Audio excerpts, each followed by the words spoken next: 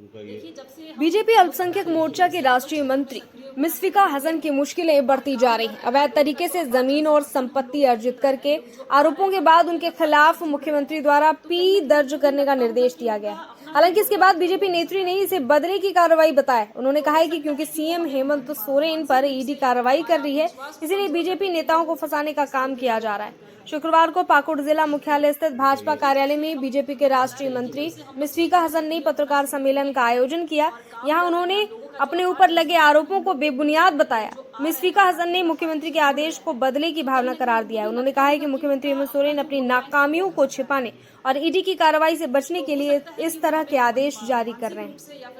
और जनता को भी आह्वान किया गया है कि इस कार्यक्रम में बढ़ चढ़कर वो हिस्सा लें और श्री बाबूलाल मरांडी जी के उद्बोधन को, उनके संबोधन को लोग सुने। इस यात्रा पर हमारी तैयारी हो चुकी है और जोरदार तरीके से तीनों जनसभा पर हम काम कर रहे हैं और सत्तारूढ़ कांग्रेस और जेएमएम की नींव हिलाने के लिए पाकुड़ जिला में इस बार ज़बरदस्त तैयारी हो रही है। और 2024 के लोकसभा और विधानसभा के परिणाम बड़े ही चौंकाने वाले होंगे। और भारतीय जनता पार्टी राजमहल लोकसभा पर अपनी जीत सुनिश्चित कर रही है और तीनों विधानसभा क्षेत्र में हमारी दमदार उपस्थिति रहेगी और परिणाम जो है वो चौंकाने वाले होंगे। तो तैयारी जमीनी स्तर पर हम सबकी जारी है। इस सरकार को उखाड़ फेंकने के लिए पाकुड़ जिले का एक एक कार्यकर्ता पूरी निष्ठा के साथ बूथ स्तर पर कार्यक्रम में हम लोग लगे हुए हैं। अभी महाजनसंपर्क अभियान हमने किया 30 मई से 30 जून तक, जिसमें प्रधानमंत्री श्री नरेंद्र मोदी जी के 9 वर्षों के कार्यकाल को हम लोगों ने जन जन तक पहुंचाने के लिए विभिन्न तरह की कार्यक्रमों को किया। व्यापारी तक पहुंचने के लिए हमने व्यापारी सम्मेलन किया। जिन लोगों ने प्रधानमंत्री जी की योजनाओं का लाभ लिया वैसे लाभार्थियों के बीच हमने सम्मेलन किया। हमने विकास तत्व का काम किया, जिसमें कि प्रधानमंत्री जी के कार्यकाल और पिछले रघुवर सरकार जी के कार्यकाल में या भाजपा के शासनकाल में जो भी विकास कार्य हमारे क्षेत्र में भी हम जन जन तक पहुँचाए हैं। ऐसी सारी बड़ी बातों को लेकर हम जनता के बीच जा चुके हैं। अब ये काम हम बूथ स्तर तक, गांव-गांव तक पहुँचे, इसके लिए श्री बाबूलाल मरांडी जी की ये संकल्प यात्रा में हम सबको इस काम में लगे हुए हैं। भाजपा के प्रदेश अध्यक्ष श्री बाबूलाल मरांडी जी अपनी 49 दिनों की संकल्प यात्रा पर निकल चुके हैं। 17 अगस्त से शुरू हुई यात्रा 10 अक्टूबर तक चलेगी और ये यात्रा सभी 81 विधानसभा क्षेत्रों में से होकर गुजरेगी। कल 17 अगस्त को ये यात्रा वीर सिंधु कानू की धरती भोगरानी से शुरू हुई और पाकुड़ जिले में ये यात्रा 20 तारीख को पहुँचेगी। 20 तारीख को सुबह 11 बजे श्री बाबूलाल मरांडी जी की जनसभा पकुड़िया के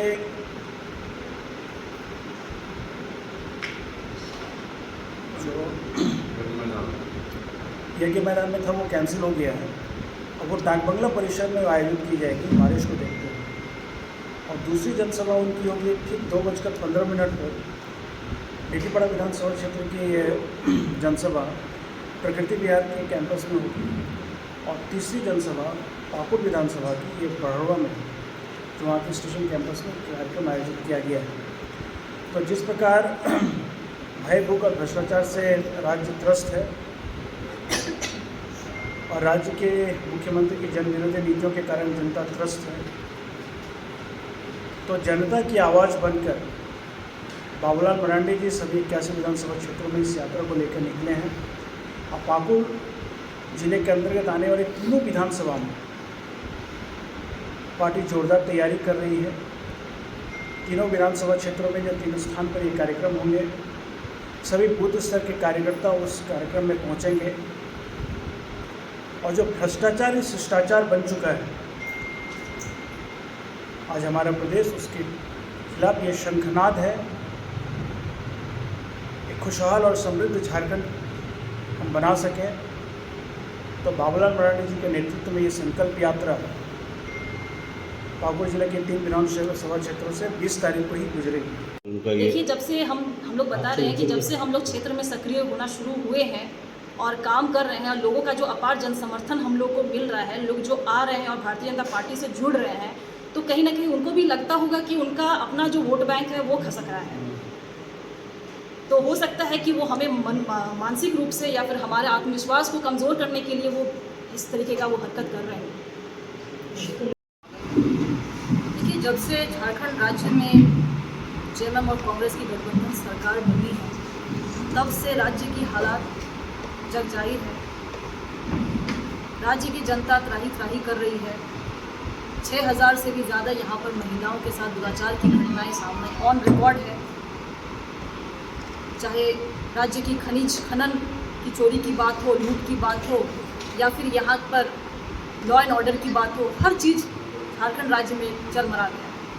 और लगातार भारतीय जनता पार्टी के एक समर्पित कार्यकर्ता होने के कारण और इस राज्य की जनता की हितैषी होने के कारण उनके लिए हम लोग भारतीय जनता पार्टी का हर कार्यकर्ता लगातार जो है सरकार के खिलाफ आवाज़ उठा रहे हैं और उठाते रहेंगे।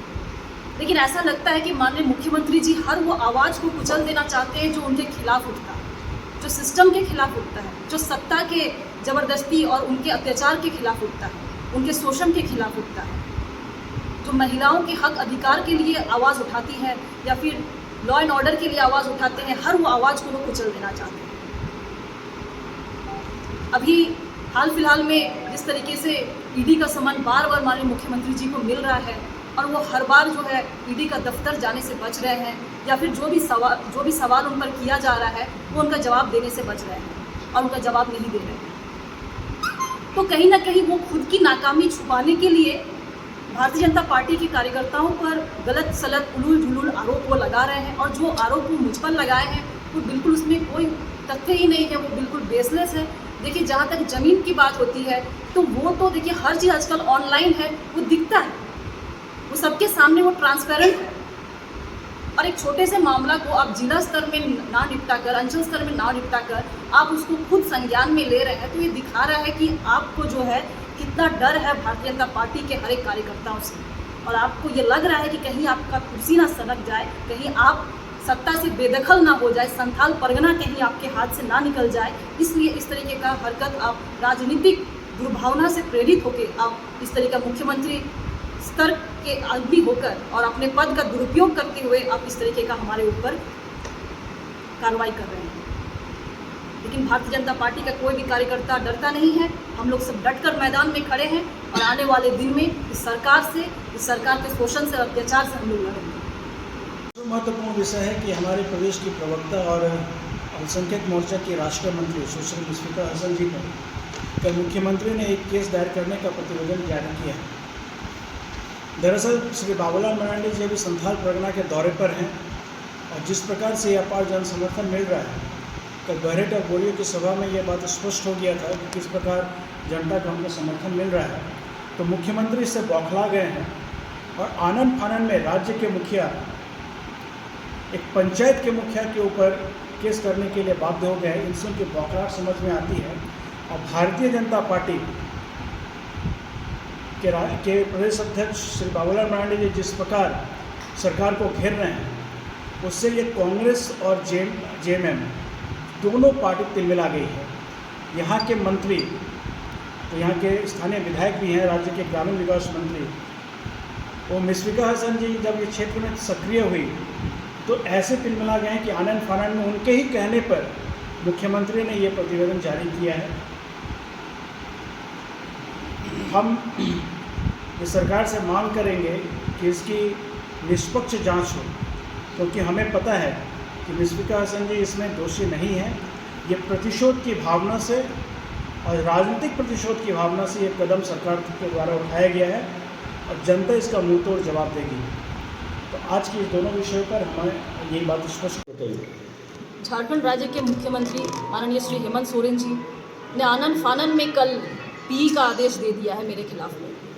राज्य की जो हालात अभी हैं, महिलाओं की जो स्थिति है, लॉ एंड ऑर्डर की जो स्थिति है, बेरोजगार युवाओं की जो स्थिति है, कहीं ना कहीं वो अपनी नाकामी को छुपाने के लिए और साथ ही साथ जो ईडी की कार्रवाई उन पर चल रही है उससे वो खुद को बचाने के लिए और अपनी नाकामी छिपाने के लिए इस तरीके के वो हरकत कर रहे हैं। भारतीय जनता पार्टी के कार्यकर्ताओं पर इस तरीके का वो कार्रवाई कर रहे हैं।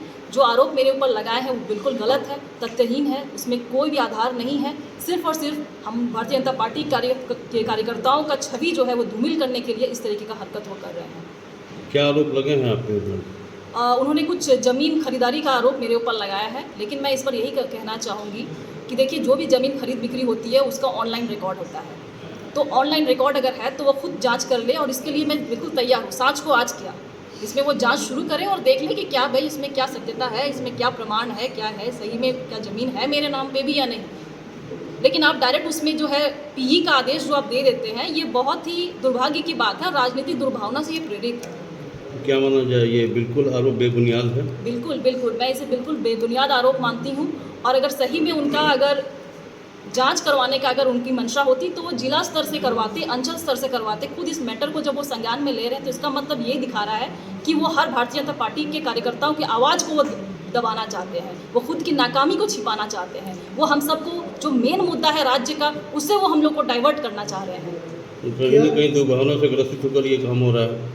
जी दुर्भावना से ग्रसित होकर, राजनीतिक दुर्भावना से ग्रसित होकर ये इस तरह की कार्रवाई हो रही है। बिल्कुल बिल्कुल। इस तरह का जो जांच का आदेश आया है सीएम की ओर से, इसे क्या मान रहा है कि क्या सीएम अपने से इस मामले को संज्ञान में लिया है या फिर कोई उनको पीछे से उकसा रहा है तभी इस मामले को? देखिए इसमें तो कुछ भी हो सकता है, इसमें कहना मुश्किल है कि क्या वो खुद से ये संज्ञान में लिए हैं या कोई उनको प्रेरित कर रहा है इस तरीके का।